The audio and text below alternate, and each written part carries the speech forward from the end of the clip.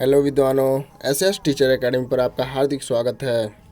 आज हम सब अध्ययन करेंगे गद्य विविधा में संकलित अपनी खबर बेचन शर्मा उग्र द्वारा लिखित आत्मकथा से महत्वपूर्ण क्वेश्चन। तो आइए देखते हैं वस्तुनिष्ठ प्रश्न। नोट: निम्नलिखित प्रश्नों का सही विकल्प चुनिए। अपनी खबर बेचन शर्मा उग्र द्वारा लिखी गई एक क्या है? कहानी, नाटक, उपन्यास, आत्मकथा। तो आप सब बताइए कौन सा ऑप्शन सही होता है। तो यहाँ पर ऑप्शन सही होता है डी, आत्मकथा, जो सन 1960 में प्रकाशित हुई थी। ठीक है। अगला प्रश्न: उग्र नाम बेचन शर्मा का क्यों पड़ा? मिलनसार स्वभाव, विनोदी स्वभाव, विद्रोही स्वभाव, प्रेमी स्वभाव। तो बताइए क्यों उग्र नाम पड़ा उनका। तो यहाँ पर ऑप्शन सी सही होता है, विद्रोही स्वभाव के कारण। अगला प्रश्न: उग्र ने अपनी आत्मकथा में कितने गुरु बताए हैं? 3, 2, 5, 4। बताइए कौन सा ऑप्शन सही होगा। यहाँ पर उन्होंने अपने 5 गुरु बताए हैं। सी ऑप्शन सही होता है। पांडे बेचन शर्मा उग्र का जन्म किस सन में हुआ था? 1900 ईस्वी मिर्जापुर चुनार, 1902 ईस्वी मिर्जापुर, 1900 वाराणसी, इनमें से कोई नहीं। तो बताइए कौन सा ऑप्शन सही होगा। तो यहाँ पर ऑप्शन सही होता है ए, 1900 ईस्वी में मिर्जापुर चुनार में हुआ था। अगला प्रश्न: सन 1921 में बेचन शर्मा को क्यों जेल जाना पड़ा? नेतागिरी, राष्ट्रीय आंदोलन, सामाजिक आंदोलन, धार्मिक आंदोलन। तो बताइए आप सब कौन सा आंसर सही होगा इसमें से। यहाँ पर आंसर सही होता है बी, राष्ट्रीय आंदोलन के कारण। अगला प्रश्न: उग्र के किस नाम से कहानियाँ लिखी? बीड़ा, स्वदेश, मतवाला, अष्टावक्र। तो बताइए कौन सा ऑप्शन सही होगा। यहाँ पर ऑप्शन सही होता है डी, अष्टावक्र नाम से कहानियाँ लिखा। अगला प्रश्न: आत्मकथा साहित्य किस युग की गद्य विधा है? रीतिकाल, भक्तिकाल, आधुनिक काल, प्राचीन काल। तो बताइए आत्मकथा का लेखन कब प्रारंभ हुआ। तो यहाँ पर ऑप्शन सही होता है सी, आधुनिक काल। अगला प्रश्न: अपनी खबर लेना और अपनी खबर देना, ये दो प्रक्रियाएं शामिल हैं। ये किस रचना की हैं? अर्धकथानक, अष्टावक्र, आत्मकथा, कोई नहीं। बताइए कौन सा ऑप्शन सही होगा। यहाँ पर ऑप्शन सही होता है सी, आत्मकथा। हमेशा आप जब भी पढ़िए मेरे साथ, तो आप मेरे साथ ही साथ आप भी प्रश्न को मन ही मन में दोहराते चलिए, ठीक है, जिससे आपको अधिकांश प्रश्न के आंसर याद हो जाएंगे। अगला प्रश्न: आत्मकथा का मूल उद्देश्य होता है आत्मनिर्माण, आत्मपरीक्षण, आत्मसम्मान, उपर्युक्त तीनों। तो बताइए कौन सा ऑप्शन सही होगा। तो यहाँ पर ऑप्शन डी सही होगा, उपर्युक्त तीनों। आत्मकथा लेखन का बड़ा गुण क्या है? निर्वैयक्तिकता, तटस्थता, जीवन की सृजनात्मक ऊर्जा, उपर्युक्त तीनों। तो बताइए कौन सा ऑप्शन सही होगा। यहाँ पर डी ऑप्शन सही होगा, उपर्युक्त तीनों आत्मकथा लेखन का बड़ा गुण है। अगला प्रश्न: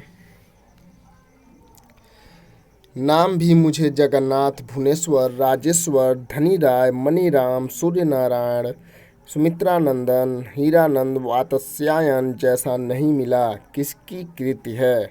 अपनी खबर, जन जात बीका, अष्टावक्र, दिल्ली का दलाल।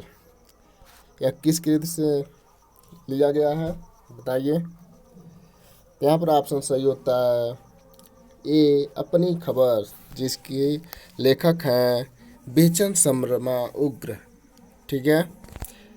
अगला प्रश्न: जन्मजात बीका का बिल्ला जैसा नाम तौक की तरह गले मड़ा गया बेचन, ऐसा नहीं जिसे ओम प्रकाश की तरह भारत प्रचलित कहा जाए, किसने कहा? हरिवंश राय बच्चन, रामविलास शर्मा, लक्ष्मी नारायण बेचन शर्मा उग्र। बताइए कौन सा ऑप्शन सही होगा।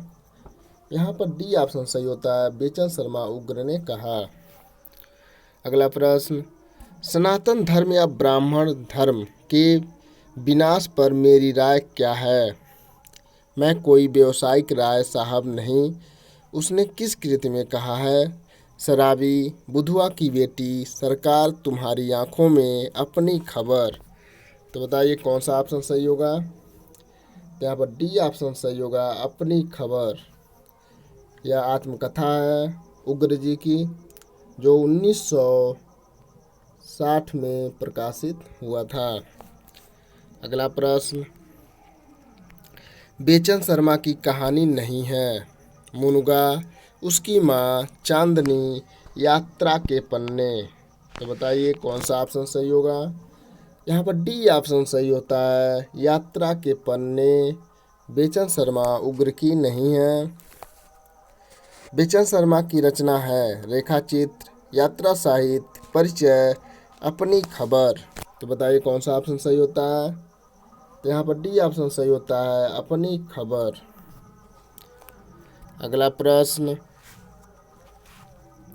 बेचन शर्मा ने आत्मकथा में जीवन की घटनाओं को क्रमवार लिखा है, जिसकी भाषा सहज, संवेदना युक्त, सरल, व्यवहारिक, क्लिष्टपूर्ण, भावना प्रधान। बताइए कौन सा ऑप्शन सही होगा। यहाँ पर ऑप्शन ए सही होता है, सहज, संवेदना युक्त भाषा में लिखा है। अगला प्रश्न, उग्र को किसने गोद लिया। मामा मामी, बुआ फूफा, चाचा चाची, मौसी मौसा। तो बताइए यहाँ पर कौन सा ऑप्शन सही होगा। ABCD कौन सा। यहाँ पर ऑप्शन सही होता है आपका सी, चाचा चाची ने उन्हें गोद लिया था। अगला प्रश्न, बेचन शर्मा के घर भोजन की व्यवस्था कैसे होती। भीख मांगकर, दान लेकर, जुए की नाल की रकम सहायता से। तो उनके घर की भोजन की व्यवस्था जुए की नाल की रकम लेकर होती थी। सी ऑप्शन सही होता है। अगला प्रश्न, बेचन शर्मा उग्र की माँ का नाम क्या था। राजकली, जयकली, रामकली, दानकली। तो बताइए कौन सा ऑप्शन सही होगा। उनके माँ का क्या नाम था बताइए। तो यहाँ पर ऑप्शन बी सही होता है, जयकली।